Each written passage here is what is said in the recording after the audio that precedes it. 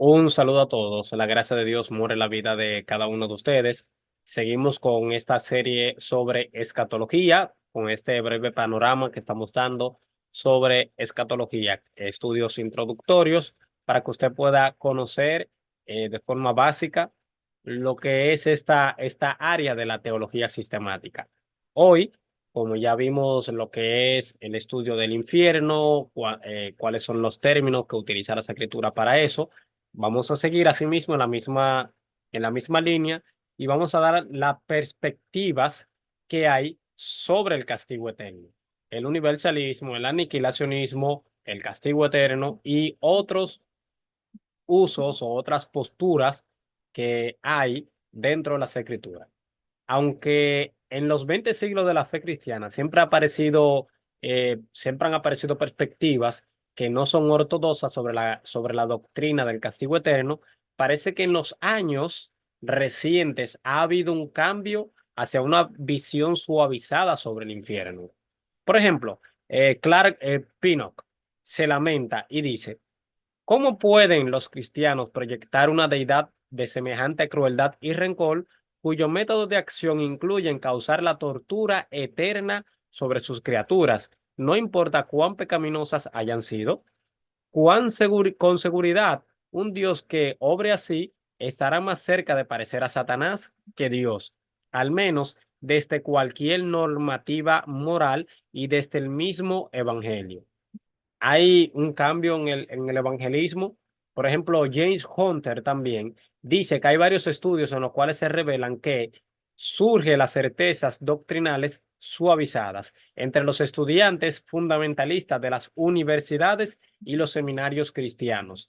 Como esa, eh, como esa postura es un poquito cruda. Nosotros vemos, por ejemplo, posturas como los testigos de Jehová. Vemos postura también como los adventistas que hasta cierto punto congenian en muchísimas cosas, ven el infierno como algo más suavizado. Lo vamos a ver más adelante, pero cambian el concepto ortodoxo que dice las escrituras sobre esto. Pero siguiendo la línea, James Hunter dice: dentro de esta generación de evangélicos hay un grado medible de inconformidad con el concepto de maldición eterna. En general, los evangélicos y en particular la generación venidera han adoptado un código ético de civilidad político en diversos grados. Además de tolerar las creencias, opiniones y estilo de vida de las demás personas, ellos la llevan a hacerse tolerables para los demás.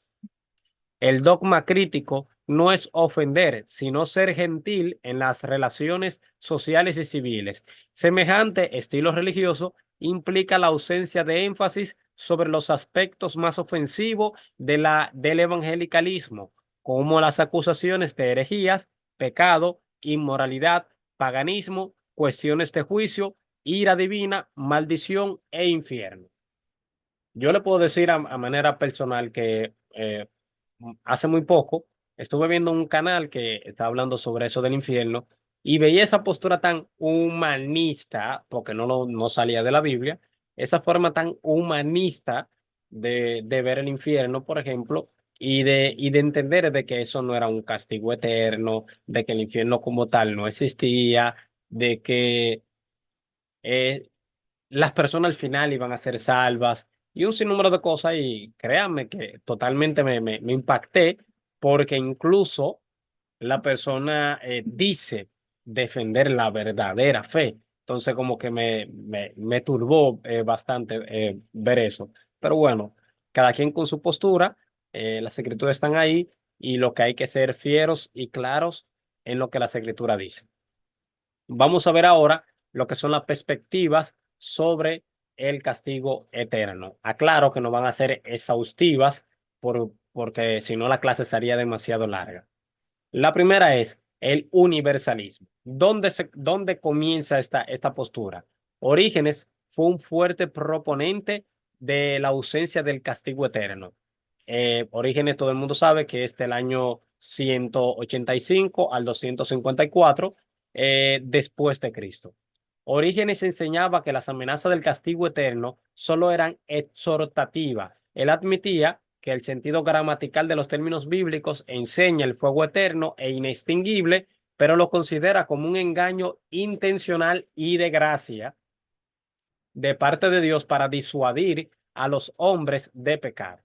Es decir, Orígenes veía eso y decía, no, no, no, Dios lo que pone eso ahí es para que los hombres teman y no quieran pecar, pero realmente ese castigo como tal ellos no lo van a recibir.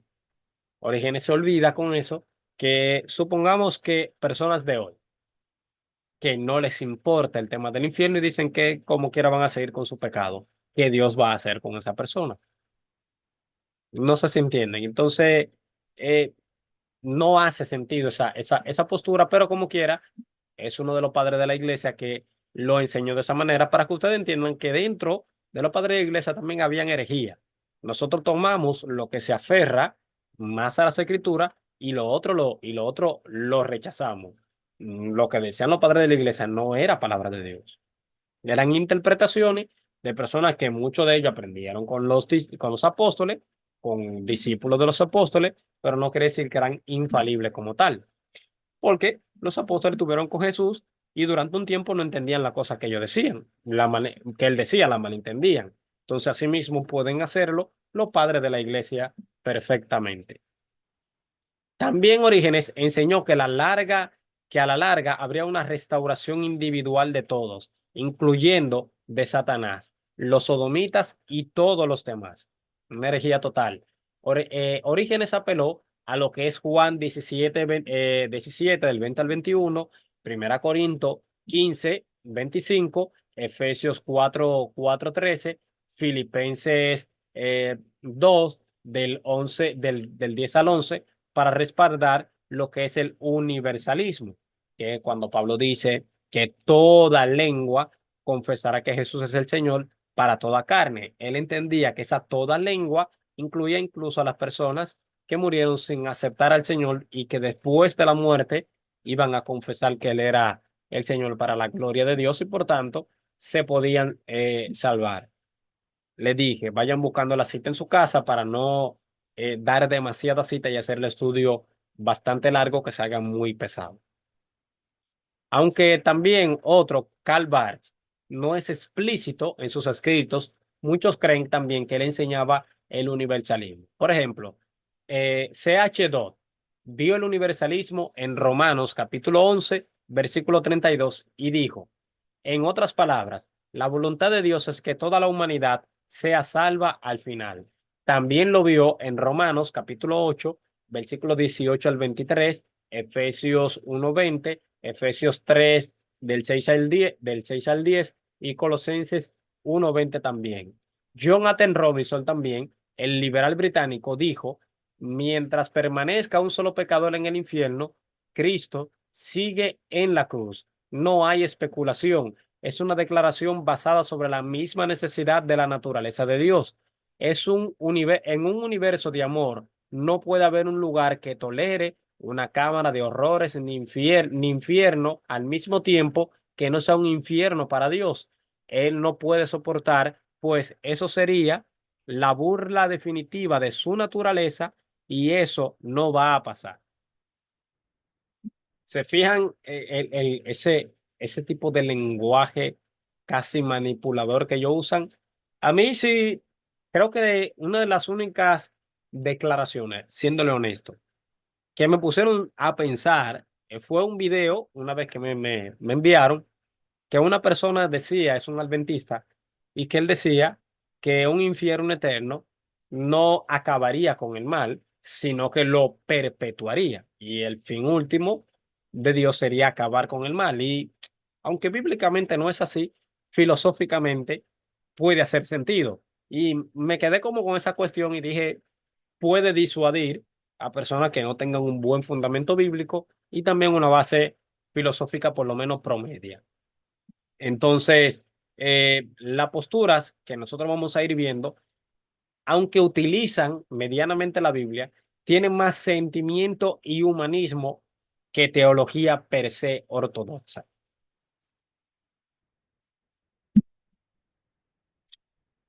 La otra postura es el aniquilacionismo. Aunque la aniquilación se ha asociado tradicionalmente con grupos como los adventistas del séptimo día, los testigos de Jehová y algunos evangélicos recientes también la han adoptado. Aclaro de que esa postura es una herejía total. John R. W. Stott probablemente sea el más prominente eh, defensor de esta postura. En un debate con el liberal David Edward, él declaró lo siguiente: no dogmatizo sobre la posición a la cual llegué, la sostengo de manera tentativa, pero pido un diálogo franco entre los evangélicos con base en las escrituras. También creo que la aniquilación final de los impíos debería, al menos, aceptarse como una alternativa bíblica legítima al tormento consciente y eterno. Clark Pinnock también sostiene, él afirma que quienes sostienen el castigo eterno y consciente de los impíos enfrentan al horror moral y la falta de solidez exegética de la perspectiva tradicional del infierno. E incluso él se pregunta, ¿cómo puede alguien imaginar por un momento que el Dios que por su gran amor dio a su Hijo por los pecadores, instaure una cámara de tortura en algún punto de la nueva creación para sujetar el dolor eterno a quienes se lo rechazaron? La defensa del aniquilacionismo, si la pudieron leer entre líneas, son las siguientes.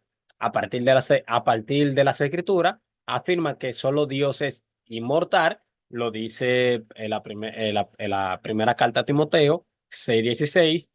Cristo otorgó vida e inmortalidad a través del Evangelio, lo cual vale para todas las personas que lo enseñan basado en segunda carta a Timoteo, capítulo 1, versículo 10.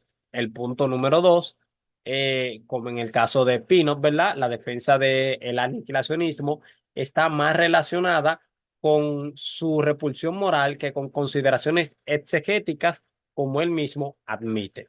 Hay otro punto también que se postula, que es la salvación sin conocimiento de Cristo. ¿Pueden ser salvos los que nunca se oyeron a Cristo? Una pregunta que nosotros siempre nos hacemos. Ya yo le he respondido varias veces en este canal, en clase de bibliología y demás, que usted lo puede ver, que he dado respuesta a eso. ¿Habrá una oportunidad realmente después de la muerte para las personas que se salven, para que las personas se salven como tal? Hay personas que han considerado esta pregunta y han llegado a diferentes conclusiones.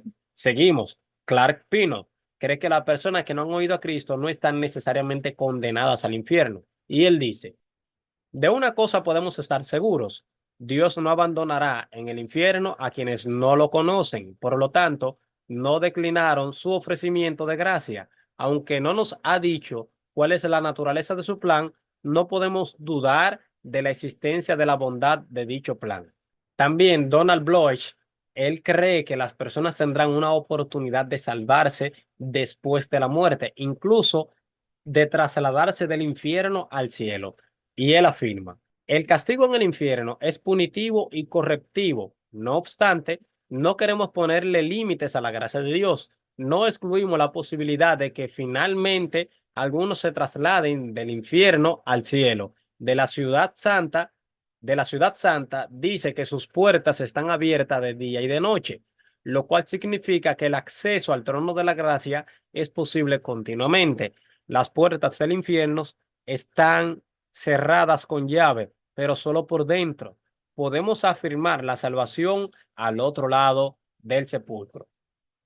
John Lawson también afirma, es difícil defender la posición de la gracia salvadora de Dios se extienda a todos los hombres y no extender lógicamente a la operación de la gracia más allá de la vida del hombre en este mundo. Quienes han vivido en este mundo de acuerdo con la luz divina que se les dio, cuando se despierten en la vida futura descubrirán que pertenecen a Cristo, aunque en esta vida no parecieran cristianos. Le voy a hacer una confesión sobre estas declaraciones que nosotros vamos viendo. Tocan mucho los sentimientos. eh, si no tiene la base sólida, bíblica, exegética, te persuaden porque son muy humanistas. Van a los sentimientos y a la percepción de la persona y a dibujar un Dios que es solamente amor y no justicia, no santidad. Y tampoco eso no explican cómo Dios en el Antiguo Testamento ordenaba las cosas que ordenaba también, que eso sería otro tema. Ciertamente, yo no defiendo la postura del castigo eterno, porque yo soy una persona sádica o así por el estilo. Honestamente, yo que tengo familiares que no le sirven a Dios, a mí me convendría totalmente, es más, yo estaría totalmente de acuerdo con que esa postura fueran ciertas. Totalmente de acuerdo. O sea, ¿por qué yo tengo que postular una postura del infierno eterno? Simplemente porque la Biblia lo dice. Si la Biblia no hiciera el énfasis tan recalcado en las escrituras de eso, pues yo perfectamente no lo haría porque no le veo, o sea, ciertamente a uno le gustaría que hubieran, que fuera el aniquilacionismo o que la persona simplemente pasen un tiempo en el infierno pagando un castigo, pero luego se vayan para la gloria, entran al trono de la gracia, o sea, qué bien sería, pero las escrituras no dejan espacio para eso. El problema, yo creo que el único problema que hay es ese, que las escrituras no dejan espacio alguno para que nosotros podamos sostener dicha postura. Y eso es lo difícil del caso, lamentablemente. Entonces, antes de la postura del castigo literal y eterno, vamos a responder a una pregunta que las escrituras sí las responden, pero que la persona al parecer no se percatan tanto, que es los grados de castigo que van a haber en el infierno. Y que eso se conecta con algo que dejé inconcluso en la clase anterior, que también son las áreas del infierno. Traté los términos, prisión de oscuridad, el tártaro, esto, el abismo, el Gehenna, el Hades y así sucesivamente, pero eso no necesariamente dice de que todo es el mismo lugar. Pues eso puede ser también una sinécdoque. Me explico. ¿Qué es una sinécdoque? Sinécdoque es cuando tú tomas una parte de algo y lo ejemplificas como un todo. Por ejemplo, si yo digo, en mi casa yo tengo 7 bocas que alimentar, es evidente que yo estoy tomando una parte del cuerpo humano para ejemplificar a la persona como tal. La persona tiene boca, pero la persona no es una boca. Pero yo uso la palabra boca para ejemplificar el todo de la persona. Entonces, perfectamente, los términos que la Biblia utiliza para el infierno puede ser que sean dentro de ese lugar de tormento, puede ser que sean distintas regiones, una para los ángeles como el Tártaro, otra puede ser para los diferentes grados de castigo que vamos a enseñar a continuación. Para la persona que, por ejemplo, no es igual una persona que vive en el tiempo de hoy, que se le predicó en el Evangelio, con una persona que está en una tribu que nadie le ha predicado. No es lo mismo la persona que vieron directamente al Mesías de Israel, allá, frente a frente, y lo rechazaron, que una persona, por ejemplo, que ahora mismo está en África o que ahora mismo esté en Palestina o esté o sea, esté en unos lugares de eso, en China, Corea del Norte, y así sucesivamente. ¿Entienden la idea, verdad? No debería haber un castigo igual para todos porque no tendría sentido, porque a cada quien se le va a reclamar conforme la luz que recibió, como también nosotros. Mientras más maestros nos hacemos, más condenación traemos para nosotros porque sabemos más y deberíamos vivir mejor, algo que nunca hacemos realmente. Pero bueno, los grados de castigo, ¿verdad? Aunque las escrituras no son tan claras al hablar de los grados de castigo del infierno, se infiere que algunas de las porciones del infierno habrán grados de castigo, que fue como le mencioné. La defensa de ello, por supuesto, es difícil de entender. Quienes más conocimientos sobre Cristo son responsables de más, que como expliqué, quienes han recibido menos información tendrán menos responsabilidad. Vamos a ver por lo menos dos pasajes. El primero, Lucas capítulo 12, versículo 47 y 48. Lucas 12, 47 y 48. Aunque el siervo, aquel siervo que conociendo la voluntad de su señor, no se preparó ni hizo conforme a su voluntad, recibirá muchos azotes. Mas el que sin conocerla hizo la cosa digna de azote, será azotado poco. Es decir, ambos fallaron, pero este sabía y el otro no sabía. Entonces, a uno se le va a dar mucho, a uno se le va a dar poco, porque todo aquel a quien haya dado mucho, mucho se le demandará, y aquel a que mucho se le ha confiado, más se le pedirá. Se fijan, por ejemplo, que la parábola está clara. Tú sabes lo que era bueno y malo, lo que me agradaba a mí y lo que no me agradaba. No lo hiciste. Entonces tú vas a recibir muchos azotes, una por desobedecerme y otra porque sabías que no me gustaba y lo hiciste. Otro, por ejemplo, no va a recibir tanto castigo. ¿Por qué? Porque tú estabas ignorante de eso.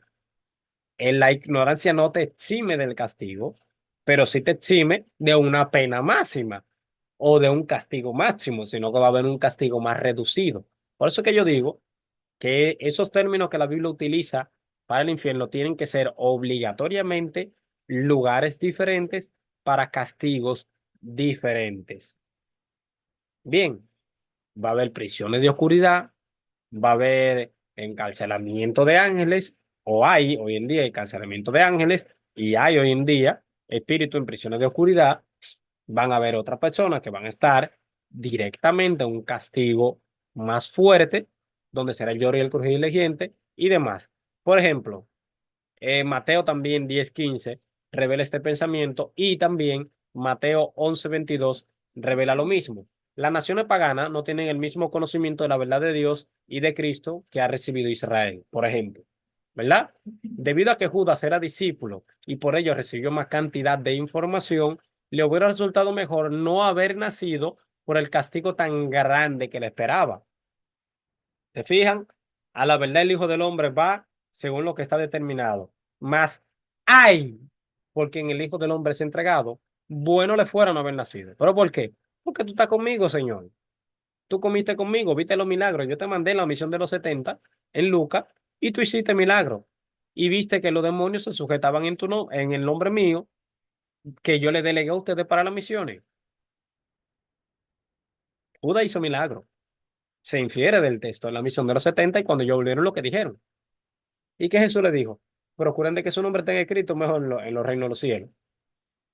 Entonces, utiliza eso mismo para interpretar Mateo 7, Señor, Señor, no profetizamos en tu nombre, y en tu nombre echamos fuera demonios, en tu nombre hicimos muchos milagros. La gente cree que, que haya algún mover sobrenatural, quiere decir que Dios está contigo, y no necesariamente.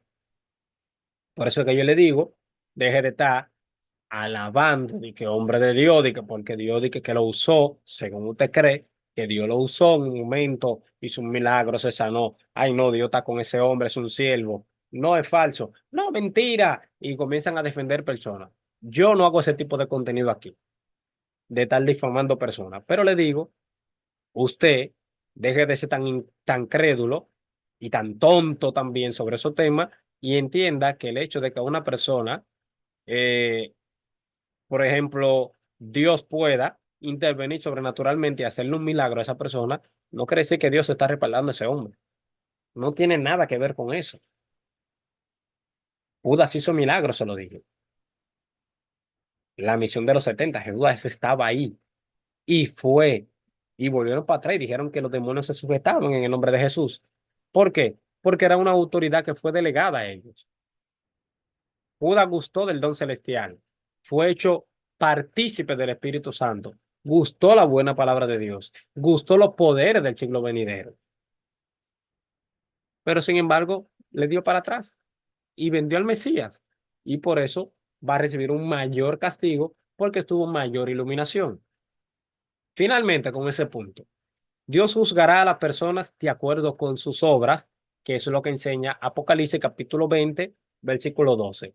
Probablemente hayan dos pensamientos asociados con este pasaje. Sus obras se exponen y muestran los dignos de condenación, pero también infiere que por sus obras sufrirán diferentes grados de castigo. Usted no va a recibir, Dios lo libre, no va a, por ejemplo, una persona, eh, ¿a quién mencionarte? Que no, bueno, Juancito. Juancito no va a recibir el mismo grado de castigo que Hitler, que Stanley, que Mussolini, que Mao Zedong, que Nerón, que Calígula, no sé, que Antíoco Epífanes, esas personas que hicieron esas atrocidades que hicieron. Es evidente que no van a recibir el mismo grado de castigo. Sería una locura eso. Sería una locura. Ni siquiera en las leyes imperfectas terrenales de nosotros se ve eso. Al que más castigo, al que más daño hace, mayor castigo se le impone. Al que menos, menor castigo. Y la justicia humana está basada en la divina, aunque imperfecta. Imagínense la divina como tal. Esto nos lleva a lo que es la postura del castigo literal y del castigo eterno. El castigo, por ejemplo, para los impíos es eterno, es punitivo y no de redención. Esa es la creencia ortodoxa que tiene que tener todo cristiano que lee las escrituras. No hay lugar para otra posición que no sea esa. Cuando Jesús usó el término geema para definir el infierno, que ya nosotros lo vimos en la clase anterior, era obvio que el énfasis en el castigo del pecado de los impíos era eterno después de la muerte. O sea, Jesús lo dejó demasiado claro. No sé cómo todavía al día de hoy la gente se pregunta si es eterno el castigo en el infierno.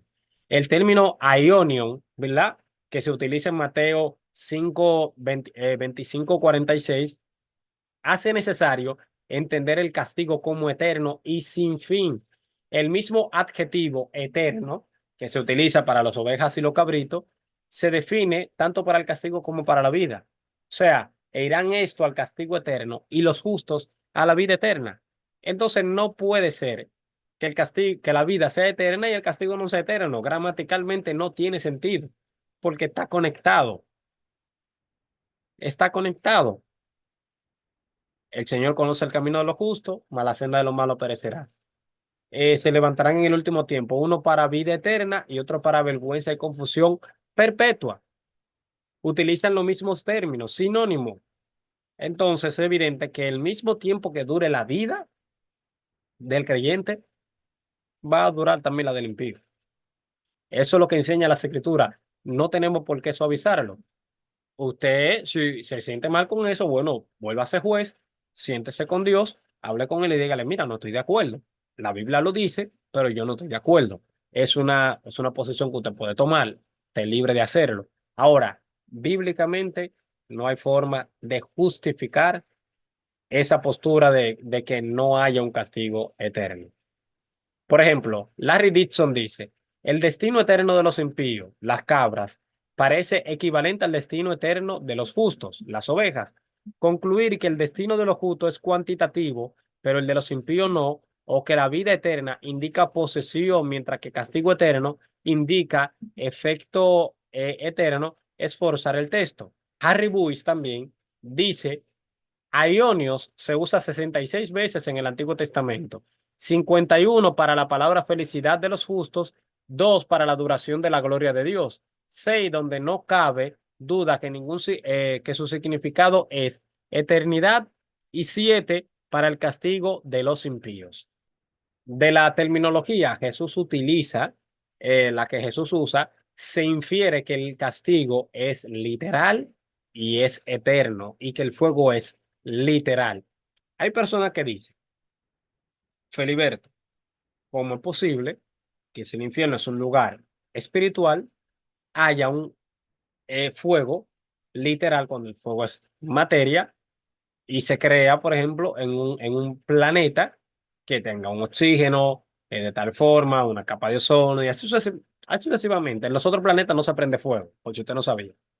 Los otros planetas no tienen fuego, tienen lava, tienen gases, pero no tienen fuego per se, o sea, el fuego que nosotros utilizamos, el que prendemos comúnmente, que es al que Jesús se refería.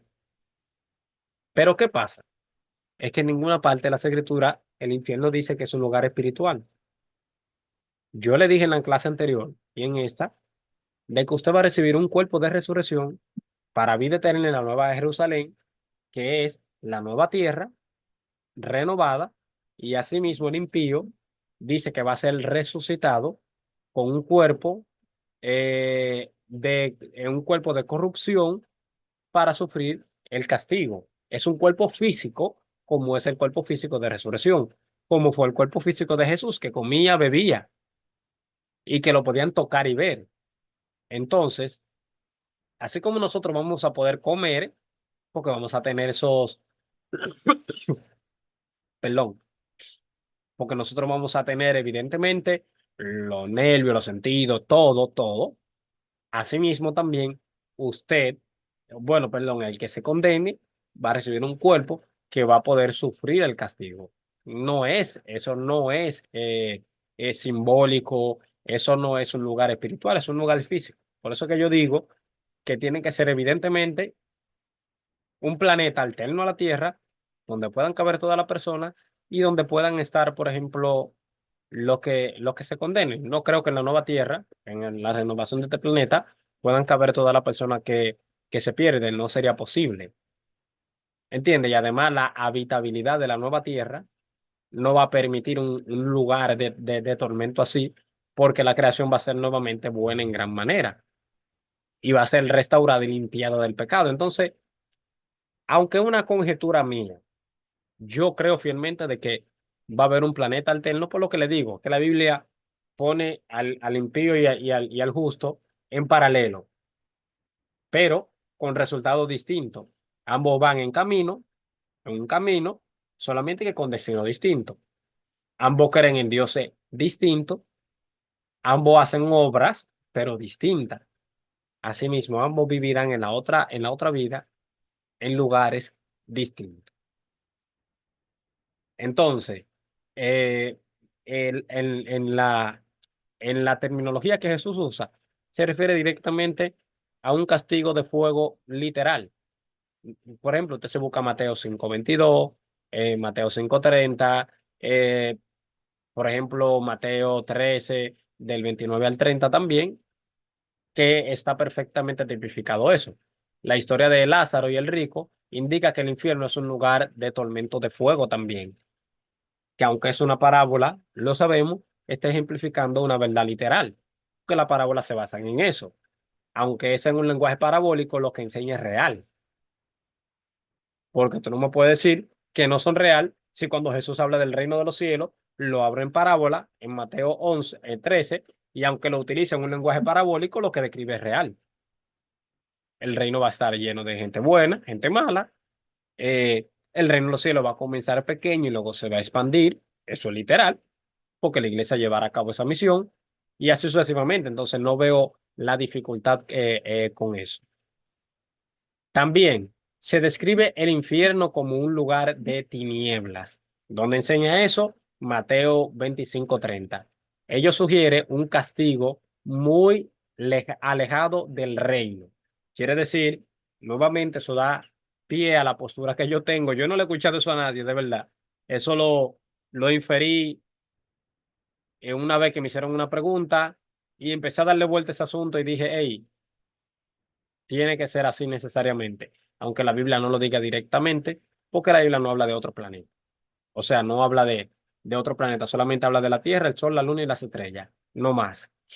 Entonces, las tinieblas deben entenderse como un lugar de castigo eterno. Son opuestas al resplandor de la gloria de Dios en el cielo, en Apocalipsis 22:5. Entonces, la nueva tierra no me diga que va a tener un lugar de tormento, donde va a habitar todo el tiempo la gloria de Dios. No tiene sentido. Es un recordatorio de que el infierno está excluido de la presencia del Señor y de la gloria de su poder. Feliberto, pero Dios es omnipresente. Dios está en todas partes, sí. ¿Está en el infierno? Sí, pero en forma de juicio. En el juicio, Él está en el infierno. No en su forma santa, no en su forma de esplendor de gloria, como sí lo va a estar en la Nueva Jerusalén. Entonces, en conclusión, Jesús también enseñó que habrían diversos grados de castigo en el infierno de acuerdo con el conocimiento de la persona hubiera recibido. quienes conocieran la voluntad de Dios, del amo, y no le respondió, recibirá mayor castigo que quien lo conoció y no lo hizo. ¿Cuál es la conclusión aquí? El infierno es un lugar literal, eterno, físico, donde irán los malos por toda la eternidad. No hay otra postura. No hay. Y hice la clase lo más resumida posible porque cita ahí por doquier. O sea, usted va a observar la, usted va a observar, por ejemplo, las, la nota del estudio y se va a dar cuenta de que eso tiene cita de más, de que usted simplemente tiene que buscarla, compararla y ver que realmente es así. Mateo 25, e irán esto al castigo eterno y los justos a la vida eterna. Es equivalente, es equivalente. Entonces, hasta aquí el video de hoy. Si te parece, puedes darle un me gusta, puedes dejar tus preguntas y yo con gusto te estaré respondiendo en la sesión de preguntas y respuestas que va a ser la parte final de esta serie de escatología.